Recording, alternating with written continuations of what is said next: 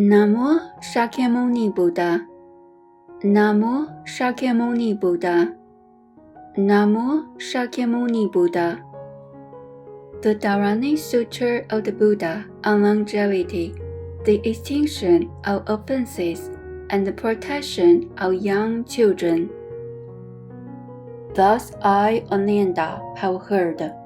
At one time, the Buddha was at Mount Garidharakota, at the city of Royal Palace, together with 1,250 disciples, who accompanied him wherever he went.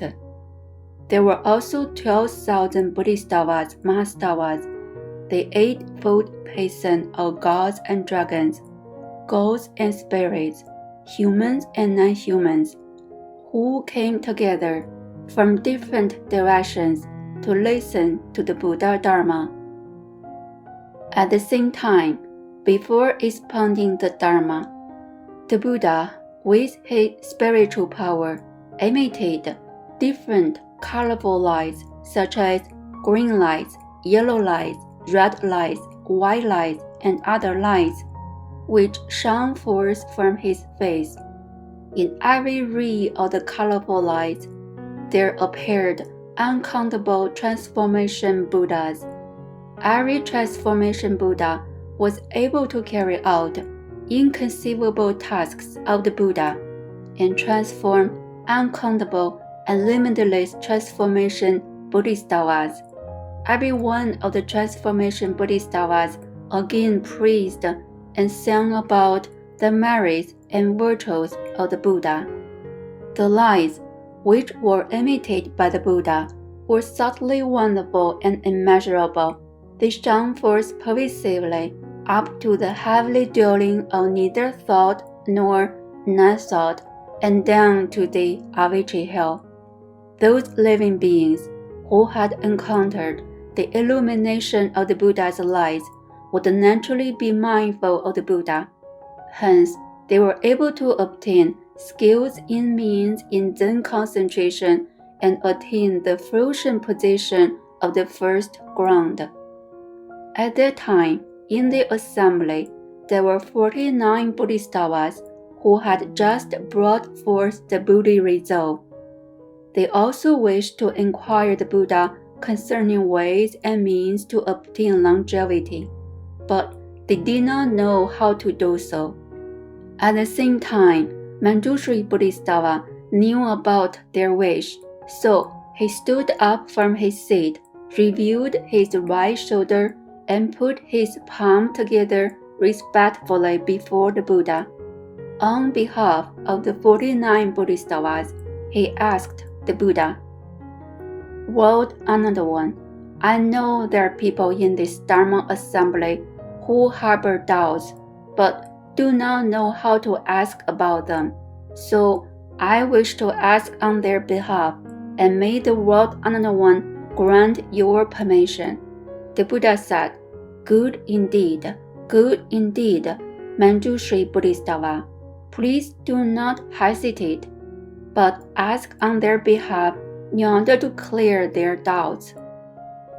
Manjushri Bodhisattva said, "World Honored One, all the living beings who are within the sea of birth and death create all kinds of evil karma. From the kalpas of no beginning until now, they revolve constantly on the wheels of the sixth path, without any respite. At times, even if they may obtain a human body, due to retribution, their lifespan is very short. In what ways can all these living beings obtain longevity and put end to all evil karma? May the World Honored One teach them the Dharma on ways to attain longevity and the means to extinguish all their offenses." The Buddha answered, "Manjushri, your kindness and compassion is great and immeasurable. Out of the pity for all sinful beings, you inquire on their behalf the Dharma for longevity and the ways to put an end to all offenses. But If I were to talk about them in detail, I'm afraid that most sentient beings would be unable to believe, accept, practice, and uphold this Dharma. Again, Manjushri Bodhisattva pleaded with the Buddha for his compassion. World Honored One, you are endowed with great wisdom. You are the leader and teacher of gods and people, the compassionate father of all living beings. You are the great Dharma King who is able to pronounce all wonderful Dharma with one sound. May the World Honored One have pity on all living beings and bless them widely with this Dharma. Then the Buddha smiled and said to the great assembly, Please listen wholeheartedly and carefully. Now I will expound widely to you the Dharma. In the past, there was a world known as the Pure Land with no filth. In that Pure Land, a Buddha by the name the Dharma One of pervasive light and proper views came into the world.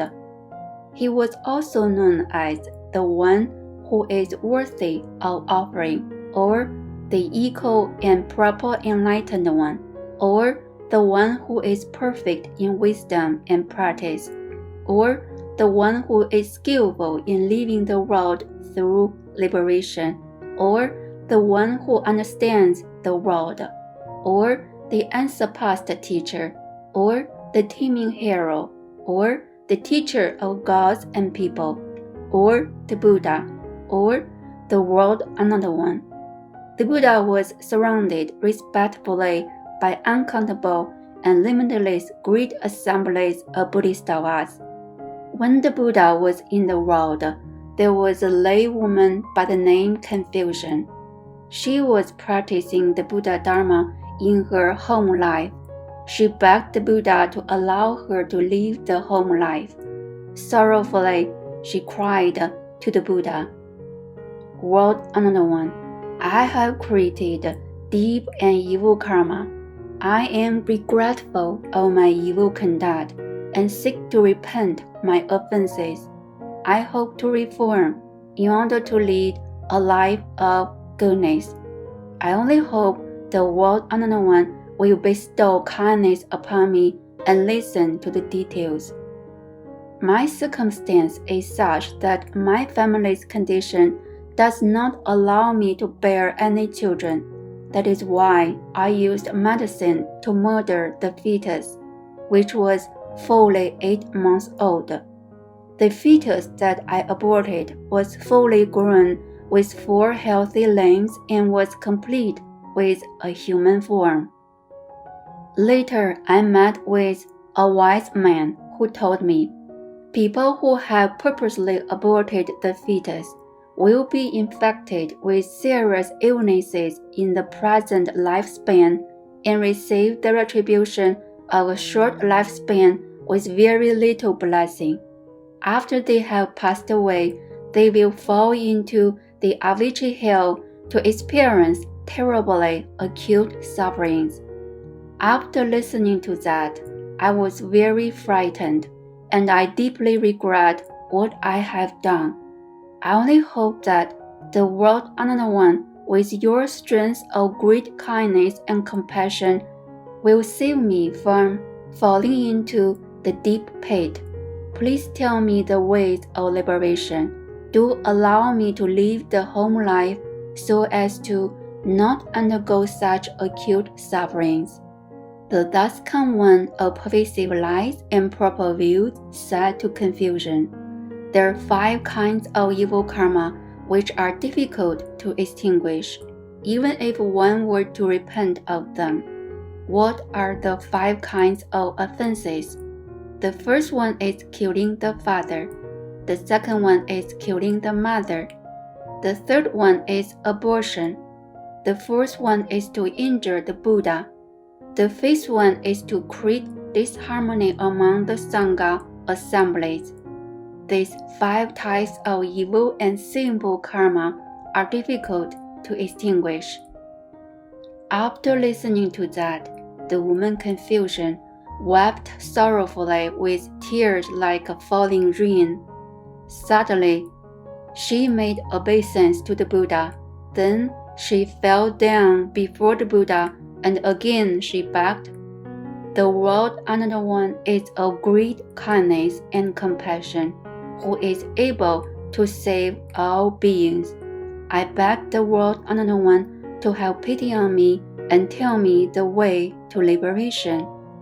The Daskan one of pervasive lies and proper views told her, you are supposed to fall down into the Avijji hell because of your evil karma and experience the acute suffering without any respite. In the cold hell, the offenders will encounter the severely cold wind and be tortured by the sudden chill. In the feverish hell of heat, the offenders will experience sudden heat waves which are brought about by the hot wind. In the uninterrupted hell, there is no alternating sufferings of sudden coldness or sudden heat as experienced here, but there is a great burning fire which plunges from the top to the bottom of the hell, then again shoots up from the bottom to the top. The four walls are made of iron and covered with iron nettings. The four gates on the east, west, south, and north are also filled with great burning fire of karma. The length of time the offender is in the uninterrupted hell is 8 million yojanas. Even though he is alone, his body still covers the whole hell fully. If there are more people, each of their bodies also pervasively fills up the whole hell. The body of the offenders is covered with great iron snakes. The suffering thus experienced by him is more severe than the great burning fire. Some of the iron snakes may enter his mouth and then come out from his eyes and ears. Or there are iron snakes which encircle his body fully. Great fire often bursts out from the limbs and joints of the offender. There are also the iron claws that peck and eat his flesh. There are also copper dogs which bite and chew his body. The hellish guards with bulls' heads hold the weapons and roar like thunder. With a harsh voice full of anger, they scolded. You have purposely murdered the fetus, so you have to undergo this great torture from one kalpa to another without any respite. If I were to lie to you about such torturing retribution, then I am not known as the Buddha.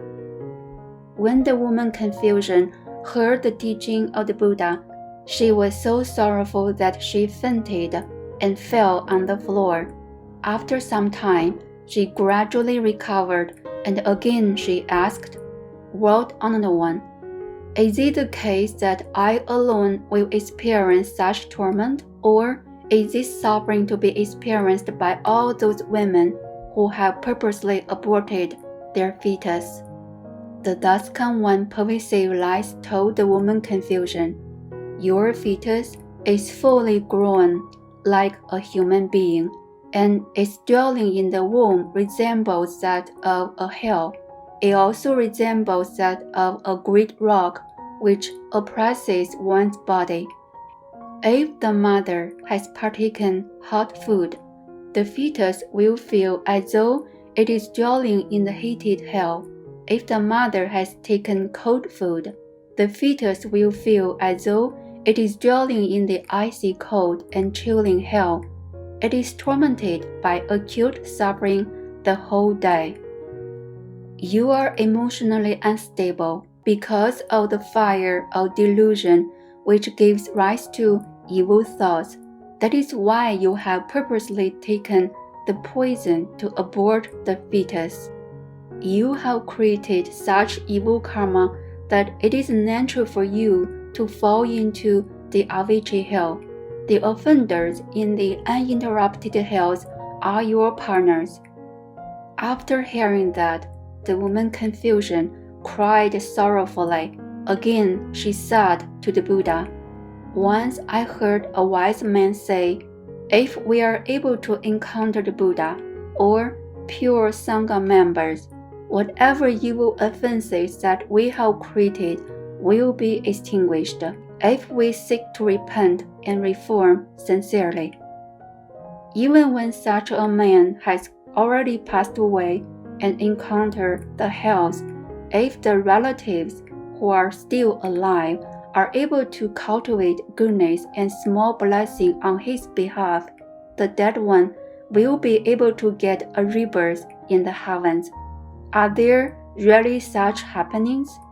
I beg the world honored one to explain this to me. The Thuscon one pervasive lies and proper views told the woman Confucian, "It is true, if there is a living being who has committed all kinds of offenses, but was able to encounter the Buddha and the members of the pure Sangha assembly, to repent sincerely and never to commit any more offenses, then his sinful karma will be extinguished.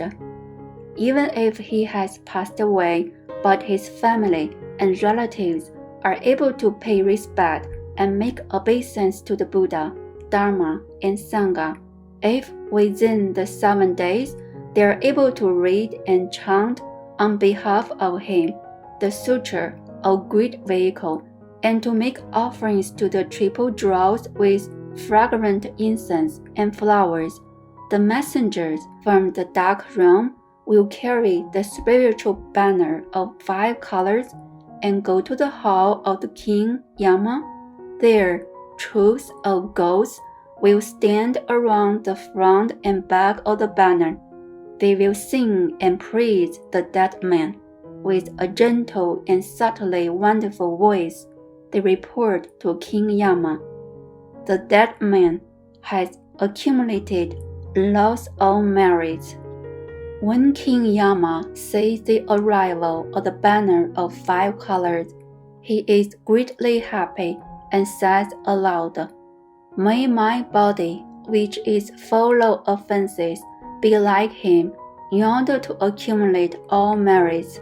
Immediately, the hells are transformed into pure streams, the hills of knives and the trees of swords are transformed into lotuses.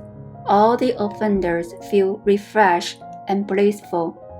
If there is another dead man who does not have faith in the Buddha Dharma, who does not read and chant the Sutra of great vehicle, whose mind has a lack of filial piety, respectfulness, kindness, and compassion, who instead believes in deviant paths and evil views, and if within the 7 days there is no next of kin who is alive to perform goodness and blessings on his behalf, then the messenger from the dark realm will hold the black banner together with innumerable evil ghosts who make the following report to King Yama.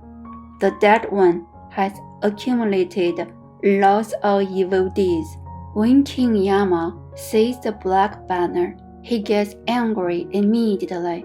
All the halls and houses vibrate under his thunder-like harsh voice.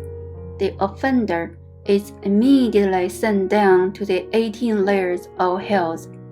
The offender is forced to climb the trees of swords and hills of knives, or he is forced to lie on the iron bed to embrace the bronze pillar, or his tongue is being pulled out and plowed by a bull, or his body is being beaten by a stony rod.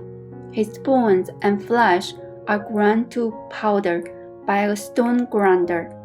In a single day, there are millions of occurrences of birth and death, and then the offender will repeatedly fall into the Avicii hell to experience acute suffering from one kalpa to another without respite. Before the Daskan one pervasive lies and proper views had finished his teaching, suddenly there arose from the empty space a great thunderous roar of harsh and evil voices, which called out to the woman confusion, "You have purposely murdered the fetus. You should receive the retribution of a short life. I am the messenger of the ghostly troop, here to catch you to settle the case." The woman confusion was frightened and lost. She caught hold of the feet of the Daskan one and wept. She begged, "May the world-honored one widely propound the great Dharma store of the Buddhas for me, and the way to extinguish all sinful offenses. Only then will I die in peace." At that time, the Daskan one pervasive lies and proper views, with the awesome spiritual strength of the Buddha, told the ghost messenger, "Ghastly ghost of impermanence, I am now going to teach the woman confusion on the Sutra of longevity and the extinction of offenses. Please wait for a while. Naturally, there will be a change in circumstances. You also should pay attention and listen carefully. I will also tell you the secret Dharma door which was taught by the Buddhas in the past, the Sutra of the extinction of offenses and the prolongation of lifespan, in order to help you all to stay away from the evil path." The Buddha said, "Confusion, you should know that the ghastly ghost of impermanence does not give any special favors to people. Even if you use innumerable amounts of gold, silver, lapis lazuli, beryl, red pearls, carnelian, and other jewelry to bribe him in exchange of your life, it will still be in vain. Even people who are in honorable positions, such as the king, the princes, great officers, respectable elders, and others, with their awesome spiritual strength, will still be unable to escape the ghastly ghost of impermanence who comes to claim their lives. Confusion, you should know that only the word Buddha is able to sever the suffering of death. Confusion, there are two types of people who are very rare to be found. They are like the udambara flowers which rarely bloom. The first type refers to those people who never practice any evil dharma, nor commit any karmic offenses. The second type refers to those who are able to repent and reform when they realize their offenses. People like this are rare and most precious. As you are able to repent sincerely before me, I will of course teach you the Sutra of longevity and the extinction of offenses, in order to free you from the suffering of being chased and caught by the evil ghost of impermanence. Confusion, let me tell you, in the future world of 5 divinities, if there are people who kill the father, harm the mother, who purposely abort the fetus, who destroy the Buddha's pagoda and temple, who shed the Buddha's blood, who create disharmony among the Sangha and others, they have created the 5 unwholesome deep offenses and will surely fall into the uninterrupted hell to suffer the acute torments. If these beings who have committed the 5 unwholesome offenses are able to accept, uphold the Sutra of longevity and the extinction of offenses, to write it down, read and memorize it, or copy it down by themselves, or ask others to copy the Sutra, they will be able to put an end to their offenses and be born in the Brahman heaven to enjoy the heavenly blessing. Isn't that a better chance for you to extinguish your evil karma, as you are able to meet me personally at this time? Luckily, you have already cultivated lots of good rules in innumerable long kalpas past. In addition, you are eloquent in asking questions, besides repenting and reforming sincerely. So, not long from now, you will be able to turn the unsurpassed Dharma wheel and cross over limitless great seas of birth and death. You will be able to fight against the heavenly demon Papillon and destroy the banner of victory which was erected by him. You should listen wholeheartedly. I will teach you once the 12 conditioned links of causation, which was taught by the Buddhas in the past. All the living beings are originally pure, but the arising of a single false thought out of delusion in the past leads to the creation of activities. Because of activities, they create karmic forces, and hence leads to the arising of consciousness to enter the womb. The consciousness that enters the womb will lead to the formation of a fetus presently. When there is a fetus, it is then complete with the 6 rules such as eyes, ears, nose, tongue, body, and mind. After leaving the womb, the 6 rules will experience the 6 senses of touch. The 6 senses of touch will give rise to 6 kinds of feelings. When there is feeling, love will arise. When there is love, the feeling of attachment will arise. Once there is attachment, a man will try to fight to possess. When there is fighting for possession, it will give rise to future karmic causes. When there are the future karmic causes, a man will experience birth in the future. When there is birth, it will naturally lead to the process of old age and death, and also all the worries, sorrows, sufferings, and torments. This is known as the door, which is accordance with the production of 12 conditioned links of causation.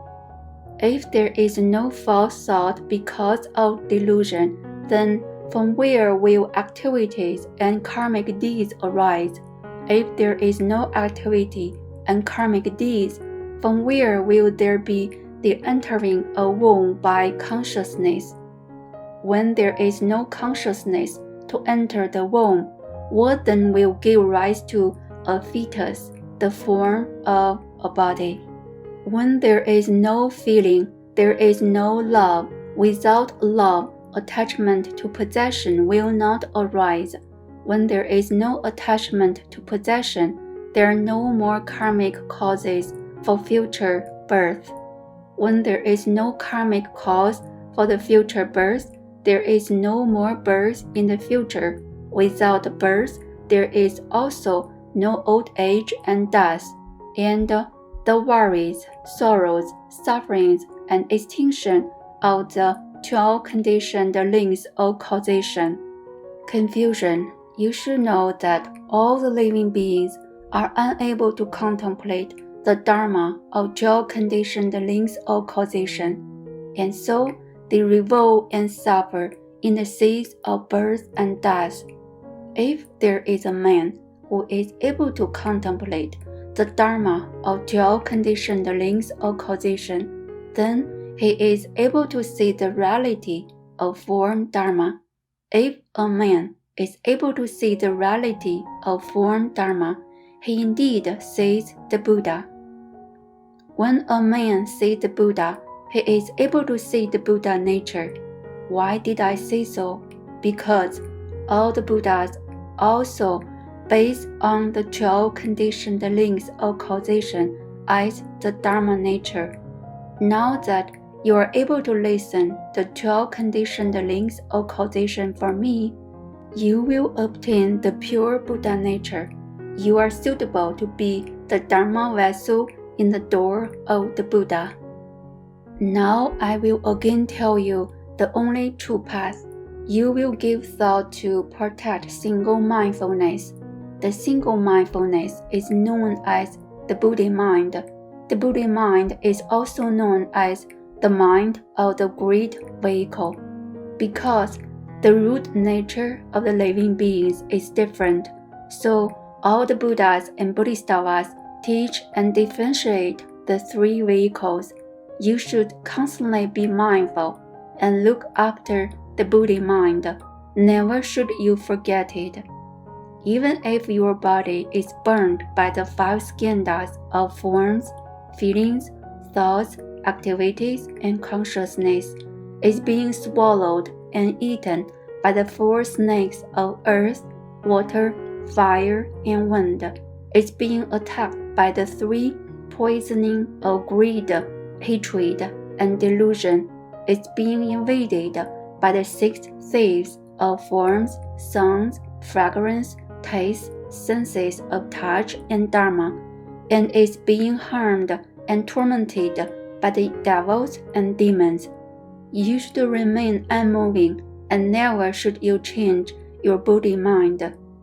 With the Buddha mind, your body will be as hard and firm as Vajra. Your mind will resemble the empty space where no one can really harm and destroy it. If the Buddha mind is firm and solid, it is replete with the four virtues of nirvana, namely permanence, bliss, true self, and purity.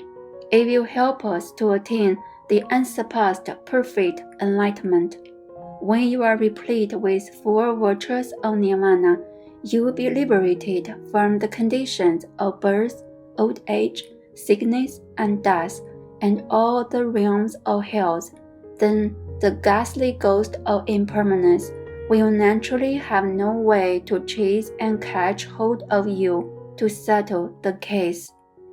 After the Buddha had finished his teaching, the messengers of ghosts who dwell in the empty space gave rise to the following thought. Then the World Honored One has said that even the hells could also be transformed into pure lotus pond.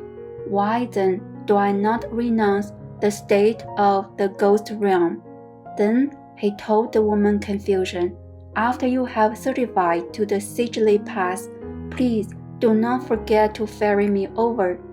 After that, the Daskan one of pervasive lies and purple views again taught the woman Confucian, I have already taught you the Dharma of 12 conditioned links of causation. Now I will teach you also the 6 paramitas, which are also practiced by the Bodhisattvas. What are the 6 paramitas? The first paramita is to give expansively. Giving helps us to cross over the feelings of greed and stinginess. The second paramita is to uphold the precepts firmly. By doing so, we will cross over wrong actions and intentions, of being heedless in committing offenses. The third paramita is to be patient always. Such practice will cross over the feelings of hatred and anger. The fourth paramita is to be diligent constantly. A man who is diligent will cross over laxity and heedlessness. The fifth paramita is to cultivate concentration diligently. Concentration helps to cross over confusion. The sixth paramita is to clearly penetrate wisdom. A wise man will cross over his delusion and ignorance. When a man is able to uphold the 6 paramitas fully and completely, only then will he arrive at the other shore. He should never even neglect any one of the paramitas. There is also a verse on the accomplishment of Buddhahood by the Buddhas in the past. All activities are impermanent. They are the Dharma of birth and death. When there is no more birth and death, a man will enjoy the bliss of quietude and extinction. You should uphold and practice this Dharma joyfully. At that time, the woman Confucian was full of happiness after listening to the Buddha Dharma. Her heart opened up and became clear and pure. She understood deeply and had an awakening to the Dharma. With the endowment of the spiritual strength of the Buddha, she rose up to the empty space and reached a height of 7 times the height of Tolu tree and sat in meditation peacefully in the empty space. At that time, there was a wealthy Brahmin of great surname, whose wealth was incomparable by others, who one day was infected with a serious disease. After being examined by the doctor, it was found that his disease could only be cured by partaking of a mixture of human eyes and herbs. So the wealthy elder ordered a servant to sing out aloud, as follows in all rows and lanes. Who can tolerate the pain of digging out his eyes to sell? I will buy them at a good price. I will exchange them with gold, silver, pearls, and jewels. You can take as much as you wish. I will not be stingy. It is a promise. The woman Confucian heard those words while sitting in the empty space. She was filled with joy and immediately gave rise to the following thought. Now I have listened to the teaching of the Dharma on the Sutra of longevity. All my evil and sinful karmas have been extinguished.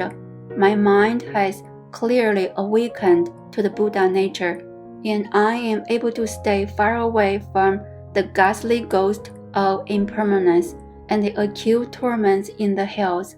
I should repay the kindness of the Buddha, even if it means to grind down my body and bones into powder.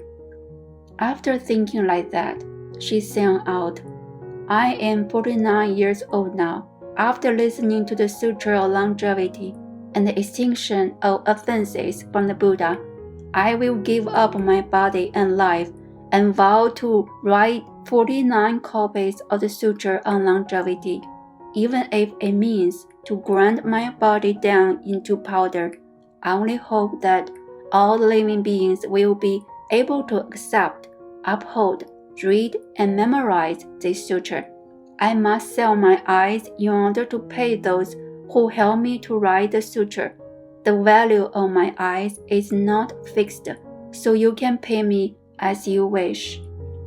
At that time, the heavenly king Chakra transformed himself into 49 men who came to the home of the woman Confucian.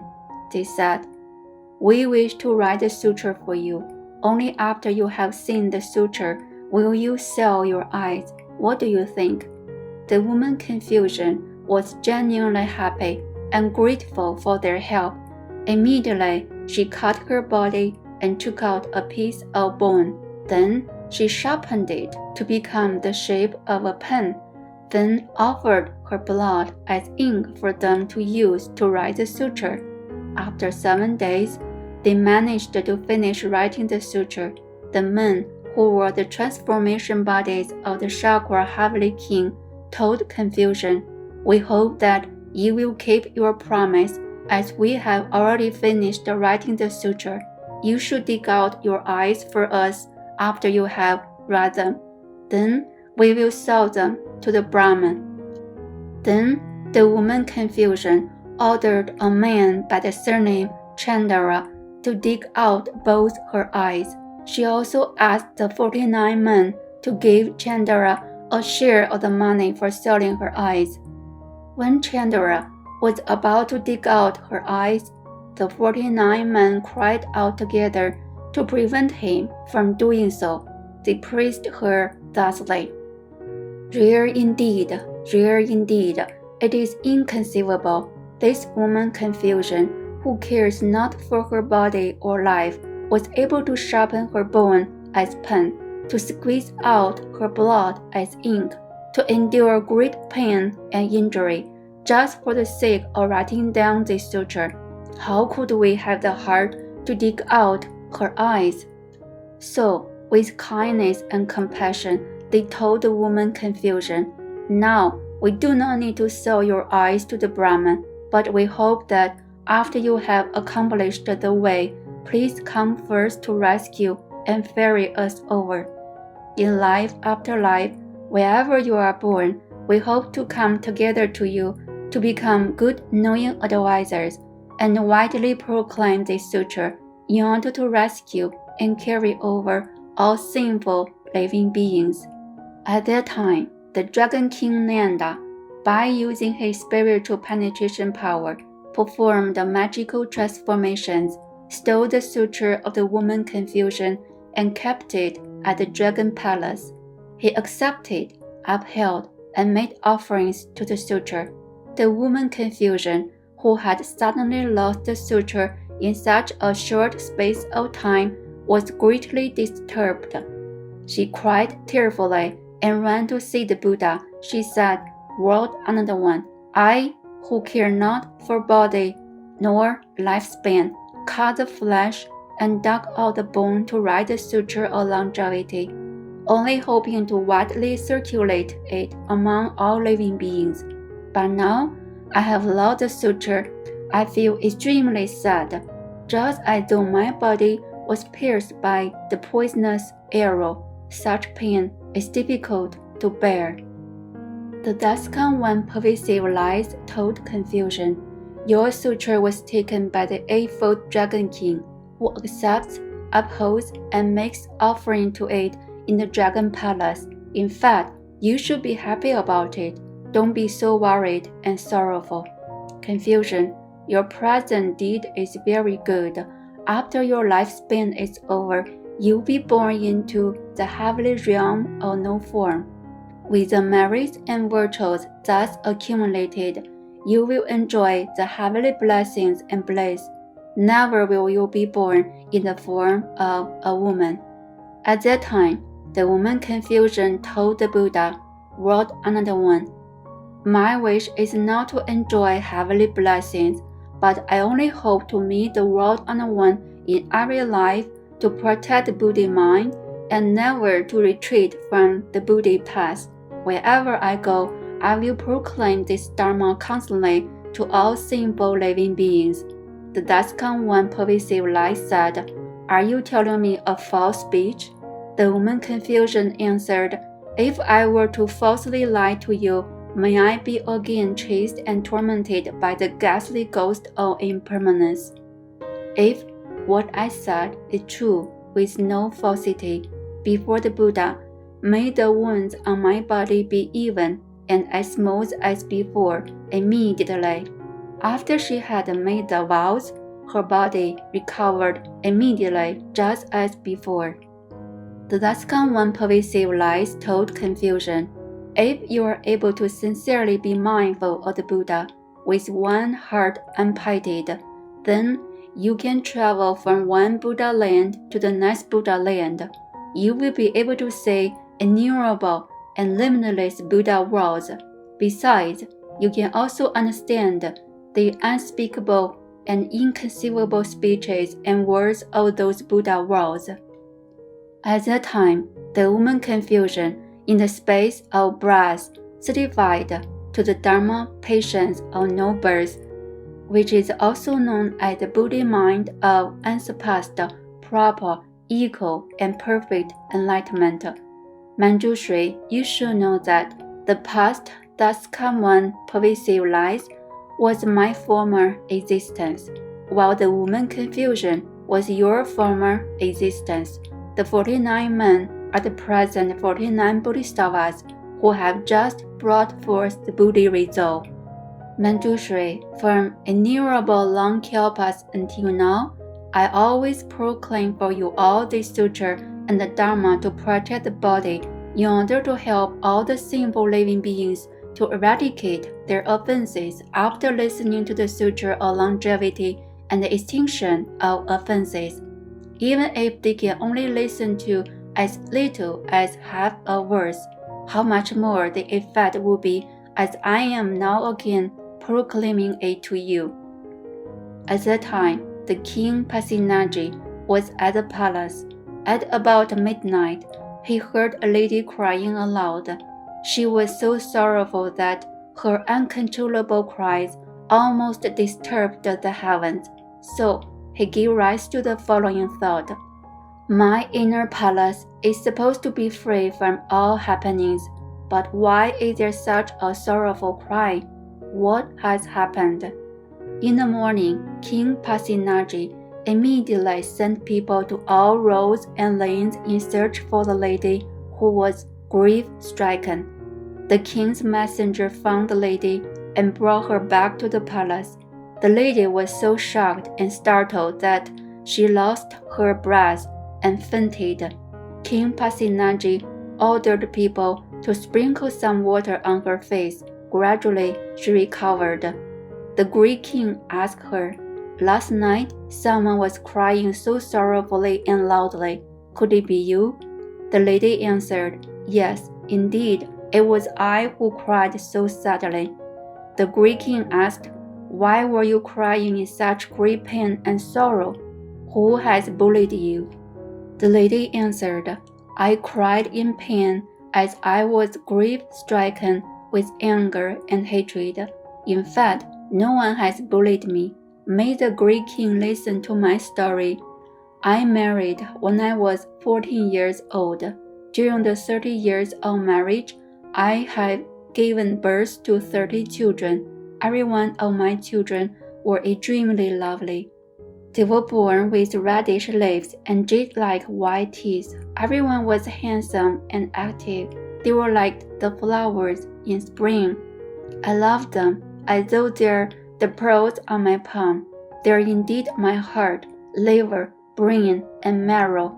I value them more than my own life, but every one of them left me, for they all died at a young age. Now there remains the last one. He is about 1 year old.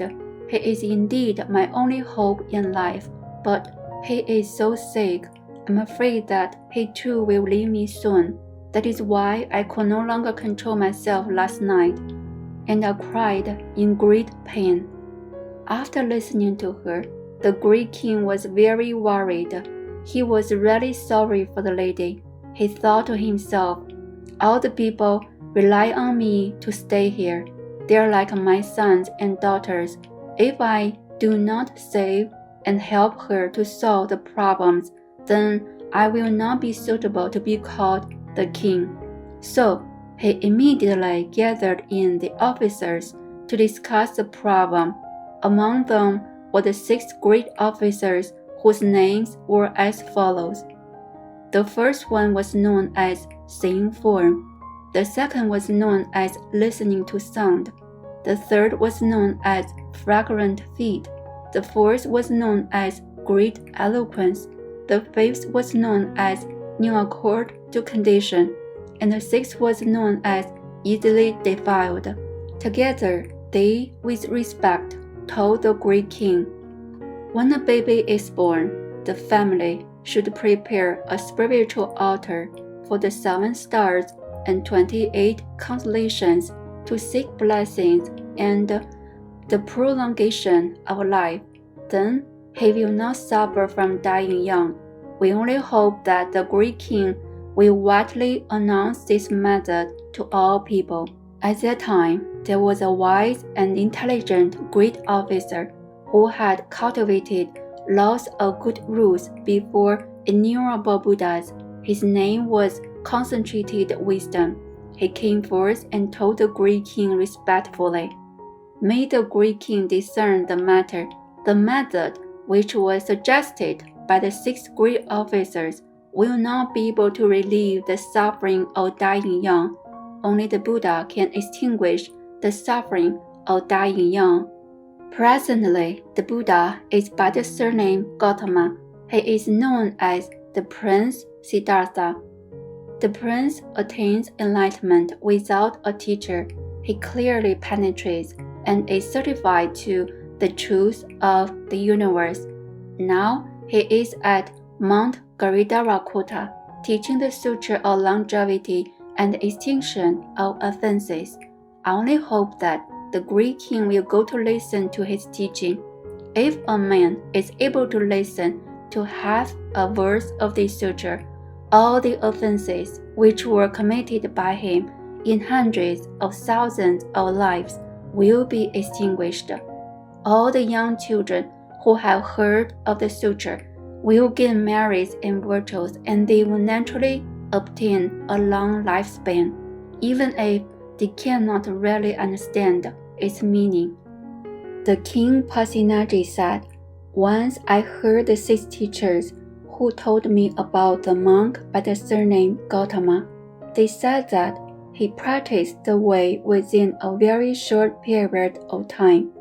His knowledge was not profound enough, but very shallow, as he is still young and naive. According to the Sutra of the 6 teachers, the youth who can create evil and auspicious transformations is by the surname Gautama. People who have paid respect to him will mostly lose the proper path." Upon hearing that, the great officer concentrated wisdom, respectfully presented the following verses to the great king. Shakyamuni is a teacher of gods and people. For numerous kalpas, he has cultivated asceticism. Now he has attained Buddhahood and turned the Dharma wheel. He based his teaching on the teaching of the past Buddhas. He never goes against the wishes of all sentient beings.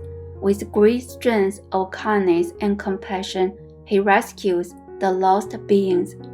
The chances for one to encounter a Buddha is like a tortoise which has come upon a floating log, and also like the blossom of Udambara flower, which is the most wonderful.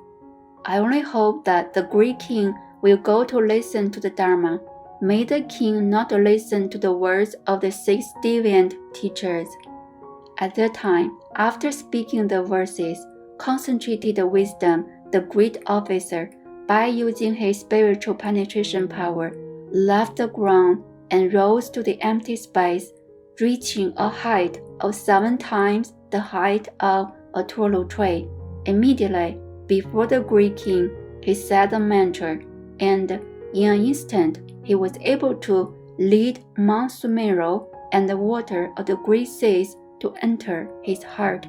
But his body still remained calm and relaxed without obstruction. When the king Pasinaji saw such a state, he was filled with awe. He knew that concentrated wisdom great officer was a genuine good knowing advisor, so he made obeisance to him and asked, "Who is your Dharma teacher?" Concentrated wisdom great officer answered, "My teacher is Shakyamuni Buddha. Now he is dwelling at Mount Giridharakota in Vajragriha, the royal palace city, and speaking the Sutra of longevity and the extinction of offenses." After listening to that, the great king was filled with joy. Immediately, he asked concentrated wisdom the great officer to take over the tasks of setting important issues in his country. The great king gathered in a big retinue of relatives, great officers, and elders. Then the whole procession of drawn carriages led by 4 horses traveled all the way to Rajagriha. He also brought the lady and her son along. When they arrived at Mount Giridharakota in Rajagriha, they offered fresh flowers and 100 kinds of special offerings to the Buddha. Then they took off the ornaments from their bodies and circumambulated the Buddha 7 times. They put their palms together and made obeisance to the Buddha. They also showered fresh flowers as offerings to the Buddha. Then the king retold the happenings of the lady to the Buddha. Immediately, the Buddha told the king Pasinaji, "This lady was a stepmother in her former life. Out of jealousy, she used poison to murder the 30 children of the first wife. Those sons and daughters who were being murdered by her made the following vows. I vow that I will become her son and daughter in every life. After she has given birth to me, I will die soon at a young age to cause extreme misery to her. She will suffer just as though her liver and intestines are being cut into pieces. But now she has come to listen to the Sutra of longevity and extinction of offenses. Even if she can listen to a single verse, all her enemies and creditors will never again come to take revenge on her.